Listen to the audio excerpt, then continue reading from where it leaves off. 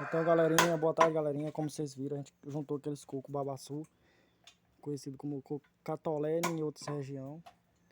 A gente já pagou o rapaz colocou aqui pra casa, galerinha. Deu esse tanto aí.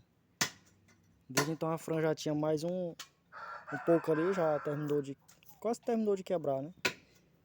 E ela já começou a quebrar de novo pra tirar mais um azeitezinho, galera. Ó, boa tarde, Fran. Boa tarde, pessoal, meu amor. Boa tarde, pessoal. Tô aqui na luta, fazendo uns exercícios. Já tô pegada na caneta. Você tá pegada na luta dos cocos e daqui a pouco eu tô pegada ali na luta, roçando mato também, viu, pessoal? Aqui é minha escola, minha caneta. É isso aí, pessoal. O dia é difícil pra todo mundo, não para. O pessoal não tem que reclamar, né, pessoal?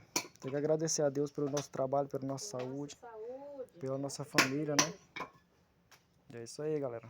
Gratidão a todos vocês que assistem os nossos vídeos, galera, que tá nos apoiando.